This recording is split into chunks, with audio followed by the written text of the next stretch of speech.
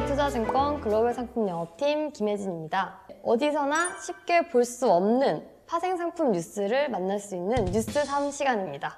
오늘도 강승희 대표님, 조세호 전무님 모시고 함께 하겠습니다. 안녕하세요. 반갑습니다. 이제 한 분기가 마무리되어 가는데 이번 분기 끝나고 많은 일이 있을 것 같아요. 이제 올해 첫 FOMC도 열리고 이제 또 지수들은 계속 신고가 경신하고 네. 이런 상황에서 또 어떤 주요한 뉴스들이 투자 판단에 도움이 될지 한번 짚어주실 수 있으실까요? 실제로 지금 말씀하신 것처럼 FOMC가 오늘인데 이제 이 방송은 FOMC가 끝나고 나왔겠죠? 네. 그래서 FOMC에서 이제 뭐 두 번 점도표가 바뀌냐 안 바뀌냐 얘기 계속 하고 있고 금리가 이제 어떻게 될 거냐 갑자기 이제 금리 인하를 안 하는 분위기 연기되는 분위기로 바뀌었잖아요. 이제 그런 상황에서 계속 침체 뉴스는 계속 나오고 있잖아요. 근데 이제 뉴스 중에 찾다 보니까 파생상품 시장에 모든 랠리가 찾아오다. 그러니까 신용 파생상품 시장에서 너무 사는 사람이 많은 거예요. 매수자가. 그러니까 크레딧 스프레드, 그러니까 신용 그 스프레드가 있는데 그게 계속 낮아지고 있는 거예요. 좁아지고. 그러니까 리스크 온인 거죠. 예. 그래서 에브리띵 랠리라는 표현이 좀 너무 자극적이잖아요. 네. 예. 그래서 그 내용을 대략적으로 찾아보면 크레딧 관련되어 있는 상품의 인덱스들이 있어요. CDS라는 상품들이 있고 그런 CDS들을 가지고 뭐 투자 등급에 있는 CDS 아니면 투자 등급 안 되는 거에 CDS 이런 것들을 기관들끼리 거래를 하는데 실질적으로 그 익스포저를 채권이 부족하니까 그냥 인덱스에 투자를 해가지고 계속 줄어드는 쪽으로 베팅을 계속 하다 보니까 그 시장 자체가 굉장히 더 볼륨이 커졌고 그 다음에 CDS 자체로서 스프레드가 그러니까 가격이 계속 그 스프레드 계속 좁아지는 거죠. 그래서 그 뒷장 보시면은 이 크레딧 인슈어런스라는 게 보험이잖아요. 네. 그죠? 신용 파생을 이용해서 혹시 신용 이벤트가 발생하면 지금 얘기하는 게 맨날 이제 뭐 상업용 부동산 터지면 미국 금리 갑자기 뭐 낮춰야 되거나 높여야 되거나 이런 상황들이 계속 발생을 하잖아요. 그러면은 신용 스프레드가 늘어나는 거거든요. 시장의 변동성이 심해지면 그럴까봐 이제 그걸 방어하기 위해서 혹시 크레딧 이벤트들이 발생해서 문제가 생기면 나에게 돈을 줘. 이게 인슈어런스잖아요. 근데 그 비용이 점점 싸지고 있는 거예요. 그러니까 파는 사람이 많은 거죠. 그 얘기는 또 그런 채권들을 사는 사람이 많다는 얘기거든요. 그러니까 위험 자산의 채권을 사는 사람이 굉장히 많은 상황인 거죠. 그러다 보니까 결국은 이 뉴스에서 맨 마지막에서는 가격이 좀 싸졌으니까 그렇게 돼 있는 거에 대한 옵션을 사는 게 어떻냐라는 게 맨 마지막 결론으로 끝냈어요. 근데 이제 이렇게 빠지는 이유가 결국은 유동성이 너무 많다. 돈이 너무 많이 풀린 거예요. 옛날에 이제 코로나 때 찍은 돈들이 계속 돌면서 그 다음에 이제 주가도 오르고 이러다 보니까 다 이제 부의 효과가 생긴 거죠. 거기다 이제 코인도 오르고 뭐 이러니까 미국 같은 경우는 코인 투자 주식주가 제일 많으니까 그런 경우에서 돈이 생겨서 그걸 이용하다 보니까 돈이 많으니까 위기가 안 오는 거죠. 위기가 올 거라고 다 우기고 있는데 위기가 안 오는 거죠. 그러다 보니까 신용 스프레드가 계속 줄어들고 있고 그 다음에 낙관론까지 같이 뭐 롤링 리세션 그래서 조그만 리세션들이 계속 진행되고 있어서 괜찮다라고 하면서 시장 낙관론들은 더 커지면서 채권도 어느 정도는 안정적이고 그 다음에 그러니까 채권이라는 게 신용 쪽 그러니까 망하기 쉬운 채권들 가격들이 계속 비싸지는 거죠. 수익률이 좀이라도 높으니까 그 다음에 주식도 계속 올라가고 그런 상황을 나타내는 뉴스였던 것 같아요. 그리고 이제 두 번째는 AI에 대한 열광, 칩 제조업체 옵션 거래량 2배. 그래서 실제로 거래량들이 작년 대비해서 7배가 늘었고 그 다음에 2023년도 말 평균 대비해서는 한 2배 정도가 늘었대요. 그래서 옵션 거래량도 뭐 1,450억 불. 그러니까 너무 금액이 큰 상태가 된 거예요. 근데 이제 여기에 핵심엔 또 엔비디아가 있는 거고 그 다음에 그거 관련된 반도체 지수 관련돼 있는 쪽 옵션들이 계속 이슈가 있어서 옆에서 이제 그 차트 보시듯이 굉장히 볼륨이 급증을 해버렸죠. 그러니까 지금 어떻게 보면은 이렇게 옵션 거래가 많은 이유가 그럼 뭐야? 라고 얘기하니까 한쪽에서는 포모. 주식을 못 샀잖아요. 그러니까 조금 올라가도 많이 먹어야겠잖아요. 나는 늦게 들어왔으니까. 그러다 보니까 이제 옵션으로 레버리지를 해서 돈을 빨리 벌려는 사람들이 늘어나고 있고 그 다음에 반대편에서는 이거 너무 많이 먹었는데 너무 많이 오른 거 아니야? 그러면서 해지하려고 보험을 드는 사람들이 늘어나고 있다. 라고 두 가지 이유 때문에 이렇게 옵션 볼륨들이 커지고 있다. 라고 보시면 될 것 같아요. 그리고 이제 세 번째 같은 경우는 또 AI인데 근데 이제 지금까지는 AI 관련해서 너무 이제 좋은 뉴스들이 나오면서 계속 많이 올랐는데 이제 3월 초서부터 약간 AI가 잠재적 가치가 실현되기가 좀 어렵지 않겠냐? 이런 뉴스들이 나오고 있어요. 이게 제일 3월 4일자 뉴스였는데, 뉴스라기보다는 맥킨지에서 이제 보내주는 그런 페이퍼예요. 뉴스 페이퍼. 근데 그 제목이 이제 AI의 잠재적 가치 실현 예상보다 어렵다. 그러니까 실현이 어렵다라는 거죠. 그래서 기업들이 실질적으로 이 AI를 가지고 뭔가를 해보려고 하는데 생각보다 어렵다는 거예요. 조직 내에서. 그러니까 어떻게 생각하면 이 말이 조금 이해가 되는 건 뭐였냐면, 이제 이사회나 뭐 이런 거를 의사결정하는 사람들이 모여 있잖아요. 그러면은 이 AI가 원 오브 한 명이나 마찬가지처럼 얘기를 하는 거가 됐다는 거예요. 그렇다고 해서 이거를 선택할 거냐 말 거냐가 되게 애매한 거잖아요. 예, 그러다 보니까 결국은 조직 변화가 더 중요한 상황이 됐다. 그 다음에 이제 두 번째는 이 실험을 실행까지 옮기려면 뭔가 내부적으로 프로젝트를 해가지고 그걸 솔루션을 만들고 조직에서 어떻게 적용할지 해야 되는데 그게 굉장히 어렵다. 그래서 지금으로 봐서는 그냥 마이크로소프트의 코파일럿 같이 파워포인트 좀 쉽게 쓰게 해주고 예쁘게 만들어주고 그 다음에 엑셀 같은 거 써주게 해주고 이 정도 써서 현재 업무를 조금 더 잘할 수 있게 좀 더 쉽게 할 수 있게 하는 거 정도가 아니겠냐. 그러면서 컨설팅 회사답게 이제 이런 AI 모델을 효율적으로 활용하려면 기술적 구조들이나 아니면은 그런 데이터 품질들을 관리할 수 있게끔 컨설팅을 잘 받아서 유지해야 한다. 뭐 이런 걸로 끝냈어요. 근데 이 뉴스가 나오고 그 다음 그 주의 마지막 금요일 날 엔비디아가 거의 10% 빠졌어요. 고점 대비해서. 그래서 폭락을 해버린 상태가 된 거죠. 근데 솔직히 1년 기준으로 해서 그 차트를 보면 별 안 빠졌어요. 너무 많이 올라서. 너무 많이 올랐어요. 1년 동안에 262%가 올랐던 거고 이게 3월 15일자 기준으로. 그 다음에 그나마 금요일 날 와장창 내린 다음에 이제 내려와서 좀 내렸는데 이제 어저께 조금 올랐죠. 그래도 그것도 마이너스 4%였어요. 실제로 빠져서 마이너스 4%까지 내려갔던 거를 이제 컨퍼런스 끝나고 다른 데서 얘기하면서 이제 좋아질 거라 그러는 바람에 다시 올랐대는데 이제 이런 부분들이 어떻게 해석될지에 따라서 그 다음에 주가 지수든 이자율 쪽이든 다 영향을 받을 것 같아요. 그러면서 이제 그 포브스지에서도 AI에 대한 기대 하락 이런 얘기가 나왔어요. 그러면서 아까 맥킨지가 한 거랑 비슷해요. 결정권자가 계속 변경이 되고 있다는 거예요. 그래서 결정권자가 참여돼서 뭔가 의사결정을 해야 되잖아요. 무조건 AI가 얘기했다고 그거대로 결정을 할 수는 없잖아요. 책임을 누군가 져야 되는데 AI 보고 책임지라고 그럴 수는 없으니까. 그래서 이제 이런 부분들을 변경을 해야 되고 이걸 어떻게 사용할지를 해야 된다. 그리고 비용이 생각보다 엄청 비싸다. 그래서 그게 비싼 게 계속 학습을 시킬 때 코어를 너무 많이 써서 실제로 가격이 너무 비싼 거예요. 전기값이랑 그다음에 그런 하드웨어 값들이 사용료가. 그래서 결국은 이 비용 부분에 있었을 때 이걸 써가지고 어떤 나에게 이제 효율성이 더 좋아질까, 생산성이 얼마나 좋아질까 이거에 대해서 이제 물음표들을 던지면서 AI를 사용하는 거에 대한 기대가 하락하고 있다라는 거였고, 그 다음에 이제 최근 걸로는 이제 12일 날 뉴스로 AI 관련해서 물음표가 던져진다.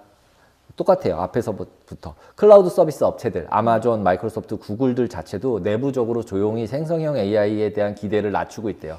그러니까 이걸 가지고 생산성을 어떻게 높이지에 대한 거는 각자 고객님들끼리 알아서 잘 하시고요.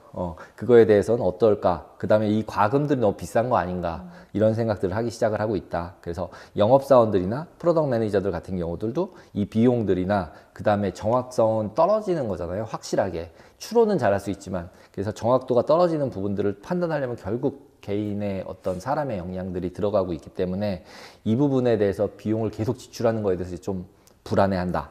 이런 뉴스가 나오면서 AI가 좀 빠졌었어요. 근데 이제 어저께 GTC가 나오면서 이제 오늘 이제 바뀌었고, 그 다음에 우리나라 같은 경우도 이제 젠슨 황이 이제 삼성전자를 한번 언급해 주는 바람에 오늘 이제 5%가 오르는 네, 이런 깜짝 놀랐어요. 네, 5%가 오르는 깜짝 놀라는 이런 상황으로 바뀌어서 결국은 AI 부분하고 금리 인하 부분은 올해의 지속적인 테마가 되지 않을까라고 생각이 듭니다. 강승희 대표님이 준비해 주신 뉴스 3가지는 불장, 파생 상품 전반으로 퍼지고 있는 불장이 얼마나 더 지속되고 어떤 이유들로 이루어지고 있는지 분석을 해주셨고요. 많은 일일이 보였던 AI 업종들이 이제는 상승이 멈추지 않을까라는 부정적인 시선이 나오고 있다는 것도 짚어주셨습니다.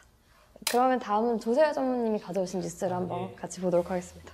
저는 커머디티 뉴스 좀 준비를 해봤는데요. 첫 번째는 구리 이야기입니다. 그러니까 구리는 이제 보통 뭐 닥터 카파 뭐 이렇게 그렇죠. 알려져 있죠. 그러니까 경기가 좋으면은 가격이 올라가고 경기가 안 좋으면 가격이 떨어지고 뭐 이런 식으로 해가지고 경기하고 굉장히 밀접하게 움직인다고 해서 닥터 카파라고 불리고 있는데요. 최근 들어서 구리 가격이 좀 많이 많이 상승을 했어요. 예, 보통 한 지난 1년 동안 굉장히 좀 지지부진한 모습을 보이고 있었었는데 요번에 이제 굉장히 많이 올라가가지고 경기 그 전환에 이제 신호가 되는 건지 한번 좀 알아봤는데요. 기본적으로 보면은 이제 경기하고 영향 많이 받는 게 이제 구리도 있지만은 뭐 철광석도 사실 많이 영향을 받거든요. 아무래도 경기가 좋으면 건설도 많이 하고 여기저기 쓰이는 부분들이 많아가지고 기본적으로 구리하고 철광석 가격은 어느 정도는 비슷하게 움직이는 부분들이 많습니다. 그래서 철광석하고 구리하고 비교해본 차트를 보면은 기존에는 굉장히 비슷하게 움직였어요. 근데 최근 들어와서 굉장히 극명하게 갈리거든요. 그러니까 구리는 쭉 올라오고 철광석 가격은 쭉 빠지고 올해 들어가고 한 30% 빠졌어요. 그래가지고 철광석 가격 같은 경우는 올해는 한 100% 언더로 떨어진 상태고 구리는 쫙 올라왔는데 이렇게 보면은 이제 경기가 좋아지기 때문에 구리가 올라갔다고 보기는 좀 어려울 것 같고 구리만의 어떤 요인 때문에 가격이 올라간 것 같아요. 그래서 어떤 요인 때문인지 이제 살펴보면은 원료 확보가 어려워서 그렇습니다. 원료 확보가. 그러니까 구리를 전기동을 만들려고 그러면은 이제 동전광이 있어야 되거든요. 그러니까 동전광을 가지고 재련을 해가지고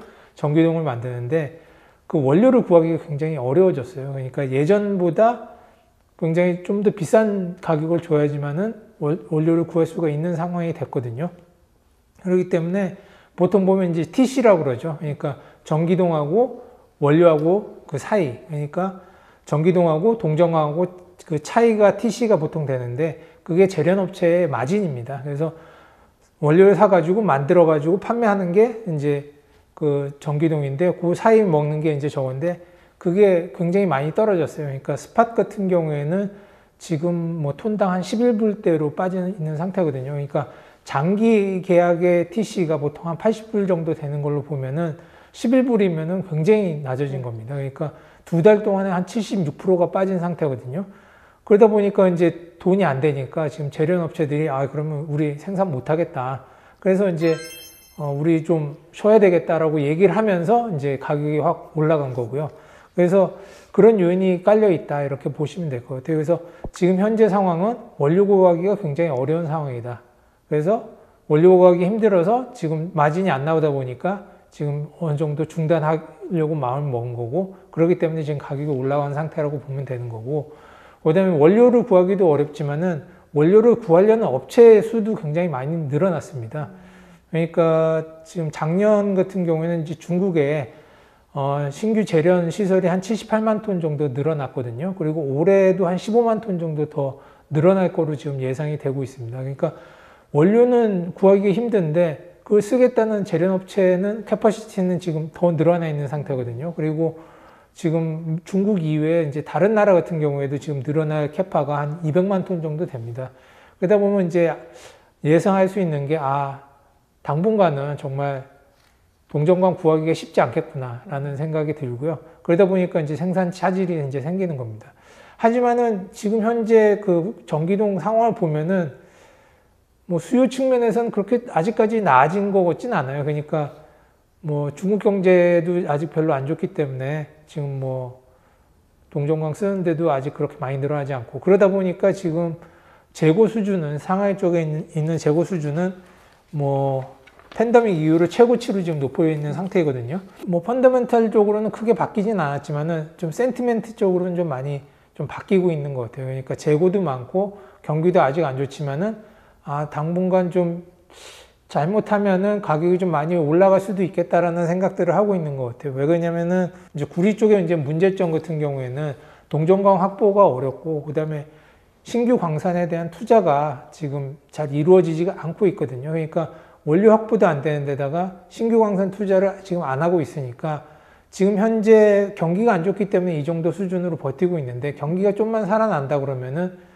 이런 게 굉장히 좀 문제가 될 수 있는 상황도 될 수 있을 것 같아요. 그러니까 지금 현재는 재고가 많지만은 급격하게 재고가 줄어들 수도 있다. 그러니까 그런 부분을 갖다가 좀 눈여겨 보시면은 새로운 뭐 그런 투자 기회를 한번 찾아볼 수도 있지 않을까 생각이 들어서 첫 번째 뉴스로 이걸 준비를 해봤고요. 자, 두 번째는 이제 EV 관련된 겁니다. 그러니까 EV가 요즘에 좀 잘 안 팔리죠. 전기차 같은 게 잘 안 팔리고 그러다 보니까 이제 뭐 거기 배터리에 들어가는 리튬이라든지 니켈 가격이 최근에 굉장히 뭐 많이 하락을 했습니다. 그러니까 2022년에 확 올랐다가 2023년 들어서 한 뭐 작년 초 대비해서 한 90%씩 빠졌죠. 보면 리튬 같은 거 한 90% 빠지고 니켈도 한 절반 정도로 빠져 있는 상태인데 이 상태로 계속 갈 건지라는 것 한번 좀 봐야 될 것 같아요. 아니면은 이게 또 좋은 투자 기회가 될 수도 있지 않겠습니까? 지금 가격이 굉장히 낮다는 거는 좀 어느 정도 확 올라갈 여건만 되면은 어느 정도 뭐 고점까지는 안 간다 하더라도 어느 정도까지는 올라갈 수 있는 그런 기회가 될 수 있지 않을까 그렇게 생각이 되고요. 지금 보면은 뭐 리튬 같은 경우에는 한 90% 빠졌는데 좀 제가 봤을 때는 조금 과도하게 빠져 있는 부분들이 많이 있는 것 같아요. 리튬 같은 경우에는 지금 뭐 EV에도 들어가지만은 플러그인 하이브리드에도 많이 들어가거든요. 그러니까 리튬 같은 경우에 뭐 그냥 배터리에도 들어가지만은 플러그인 하이브리드에도 그 배터리가 들어가기 때문에 그쪽에도 같이 쓰이고 있는데 지금 EV가 둔화가 됐다고 하지만은 실질적으로 보면은 중국 경우에도 신차 판매의 한 25%가 아직도 EV입니다. 그러니까 3, 4분기 같은 경우에 한 24%였는데 4, 4분기에는 25%로 조금 더 올라갔거든요. 그러니까 생각보다는 아직까지 그렇게 많이 빠진 건 아니다. 그 다음에 플러그인 하이브리드 같은 경우는 계속 사용량이 늘어나고 있다. 이렇게 보면은 지금 현재는 이제 굉장히 빠져 있긴 하지만은 이 정도 낮은 수준에서는 사실 생산하기가 굉장히 어려운 수준이거든요.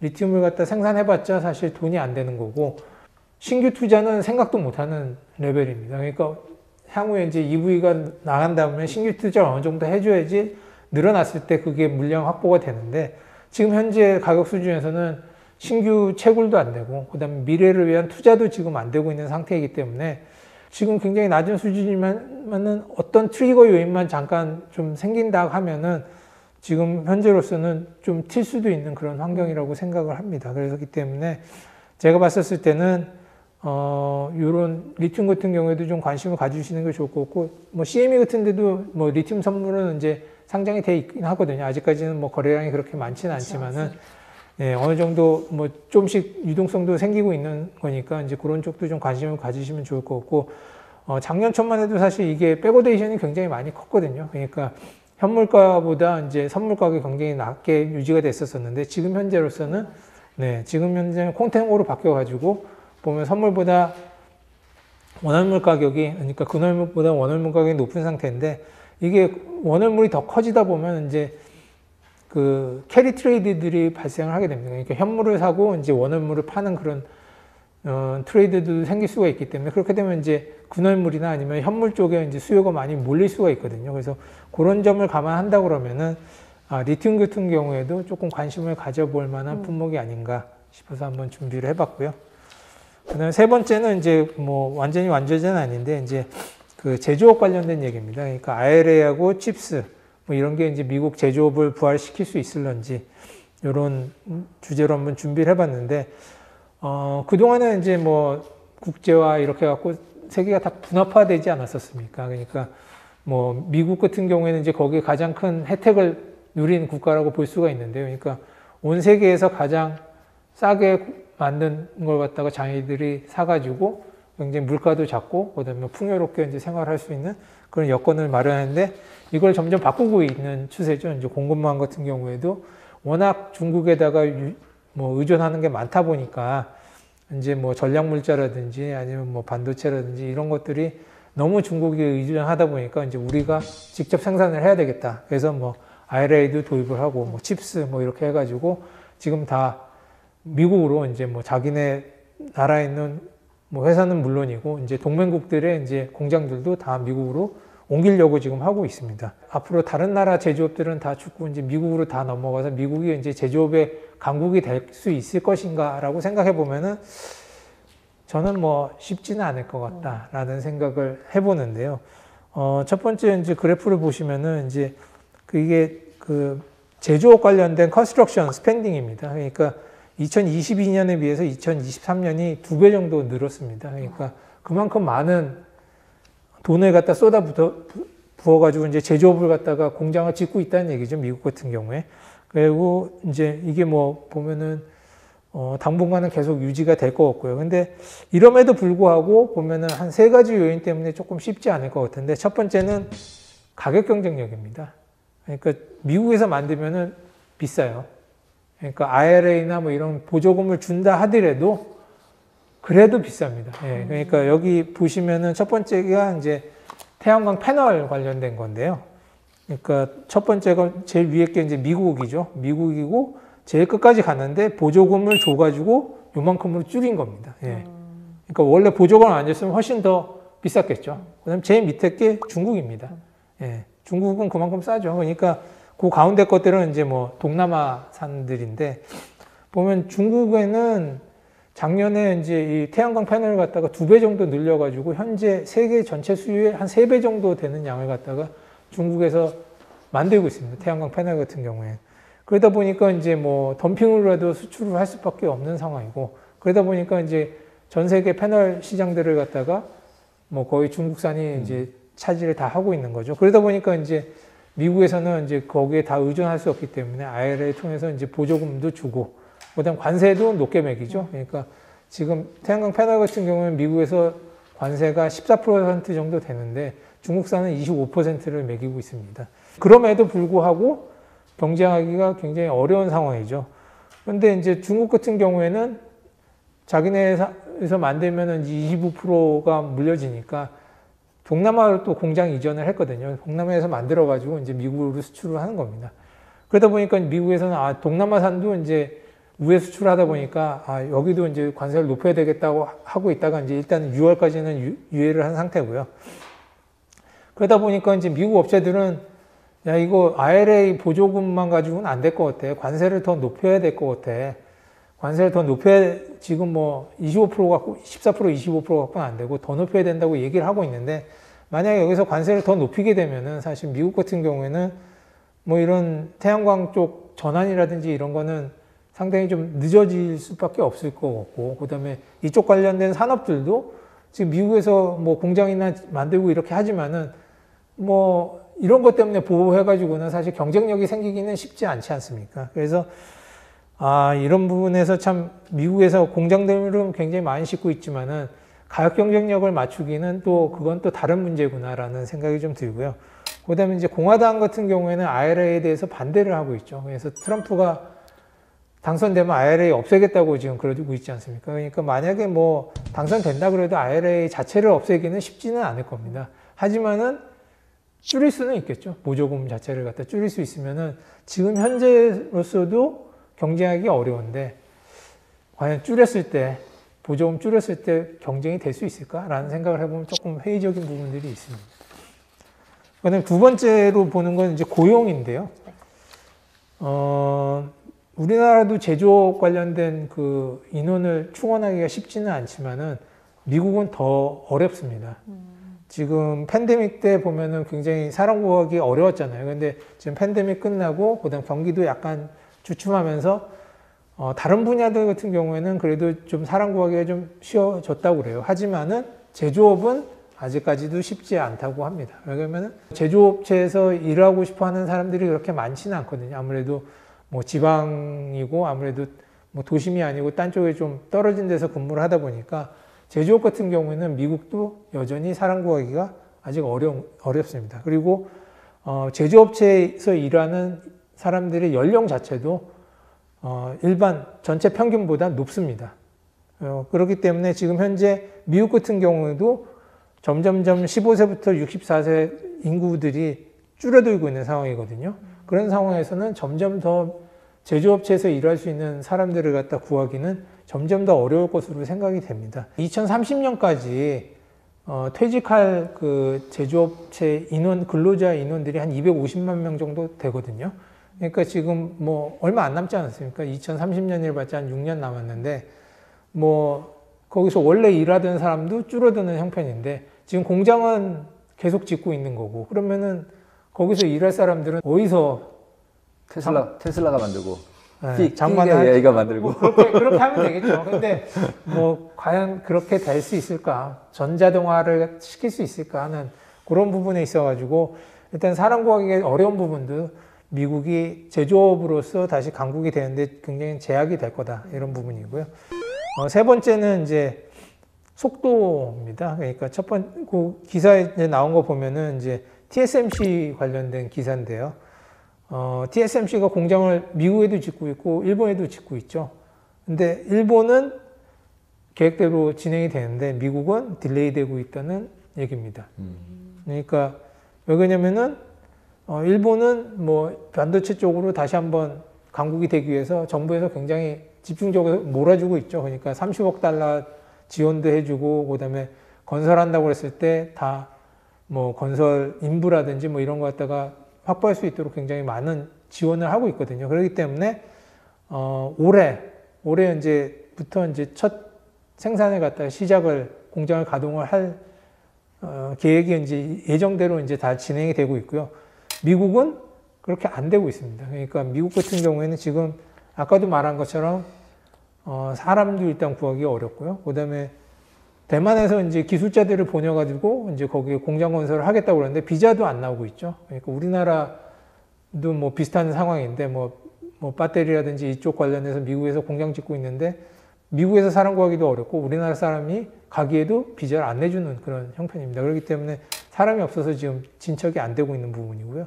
그다음에 이제 그런 기자재 관련된 재료비도 좀 높아 있어가지고 굉장히 진척이 안 되고 있는 상황입니다. 그래서 지금 현재로서는 원래 미국 공장도 올해 이제 가동을 시작을 하려고 했는데 일단 내년으로 연기가 됐고요. 첫 번째 공장이. 두 번째 공장도 27년으로 이제 연기가 돼 있는 상태입니다. 그다음 보조원 관련해서도 뭐 계속 옥신각신 아직까지 이제 좀 더 뭐 서로 간에 이제 밀당을 하고 있는 그런 상태이고 그러다 보면은 아시아권 같은 경우 아무래도 좀 빨리빨리 하고 국가에서 좀 집중적으로 몰아주는 부분들이 있는데 미국 같은 경우에는 각자의 목소리도 굉장히 강하고 또 미국 노조 같은 경우에는 이쪽 지역 노조에서 대만 쪽에서 이제 비자를 주는 걸 갖다가 원치를 않다고 그래서 그거 방해 로비를 하고 있다고 그럽니다. 왜냐하면 그 사람들이 오면 자기네들이 일자리가 없을 수도 있기 때문에 대만에서 오는 기술자들 비자 주지 마라 뭐 이렇게 계속 하고 있으니까 계속 딜레이가 되고 있거든요. 그래서 이런 면들도 봤었을 때 미국에서 이제 앞으로 계속 우리가 제조업을 갖다가 강화시켜서 이제 공급망을 다 미국에서 만들어 가지고 미국에서 뭐 자립을 할 수 있도록 그렇게 추진을 하겠지만은 여러 가지 여건으로 봤었을 때 과연 그렇게 생각처럼 그렇게 쉽게 될 수 있을까라는 생각이 들어서 한번 요것도 한번 준비를 해봤습니다. 구리 가격은 사실 거의 11개월 전 고점 수준으로 높아져서 관심을 가지시면 좋을 상품은 맞고요.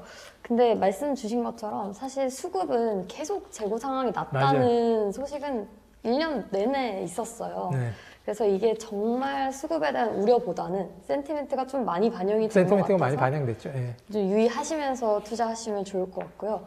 또 다음에 다뤄주셨던 전기차 배터리는 특히 앞으로 대선 시즌이 있기 때문에 관련해서 계속 더 늦춰지는 발언들도 많이 나오고 그래서 사실 조금 전망이 어둡지만 마찬가지로 투자하실 때 또 대선 시즌에 맞춰서 한번 주목하시면 될 것 같습니다. 마지막으로 이거는 제조업이 부활하는 데 많은 방해 요소가 있다는 그렇죠. 것으로 좀 들렸는데 이거는 블록화 때문에 앞으로도 계속 좀 이럴까요? 이런 이슈들이 계속 나올 수 있을 것 같아요, 보면. 예. 그래서 뭐 공급망 재정비하고 뭐 리쇼어링하고 뭐 이러지만은 그래도 그게 참 쉽지 않은 길인 것 같다라는 생각이 듭니다. 그래서 결국 엔비디아 이번에 그 GTA 하는데도 맨 마지막에는 휴머노이드들이 맞습니다. 쫙 나왔잖아요. 그러니까 지금 제조업 관련해서는 우리나라만 해도 웬만한 제조업 회사들은 지방에 가면은 60세가 넘으신 분들이 실제로 근무를 하고 있고 그 다음에는 다 이제 해외 근로자시래요. 30대, 20대가. 그래서 국내만 해도 똑같은 상황이 미국도 진행이 돼가고 있고 그러면은 그걸 해결하는 방법은 결국은 로봇한데 그 하나하나씩 만드는 로봇 블럭으로 하는 거는 이게 채산성이 안 맞대요. 투자를 할 수가 없대요. 그러니까 이제 휴머노이드가 되면은 가장 핵심적인 게 이것저것 다 할 수 있는 거잖아요. 사람처럼. 꼭 한 종류의 일만 시키는 게 아니라. 그래서 이제 약간의 그쪽으로 포커스가 되고 있는 것 같고 미국도 결국은 로봇에 얘기하는 것처럼 계속 이제 휴머노이드들이 나오게 되면 그래서 손가락 운동들이 계속 모든 로봇들 나오면은 계속 손가락 움직이는 걸 계속 열심히 하잖아요. 이것저것 써먹을 다양하게 써먹고. 예. 왜냐하면 걸어 다니고 그다음에 손가락을 움직여야만 다양하게 쓸 수 있지 딱 지금까지 자동차 공장도 이 찍찍 이것만 계속 하는 거니까 이게 이제 끝나면 이거 할 게 없잖아요. 그러니까 이제 그런 부분들 때문에 휴머노이드가 더 포커스가 맞춰져 있고, 그 다음에 거기에 이제 AI가 접목되면서 점점 더 파워풀해지고 있기 때문에 아마도 로봇의 얘기가 계속 나올 수밖에 없는 그런 상황이고, 그게 되면 미국 제조업이 부활하지 않을까요? 또 제조업 경기 관련해서는 또 로봇 관련 상품들을 한번 투자해 보시는 것도 도움이 될 것 같습니다.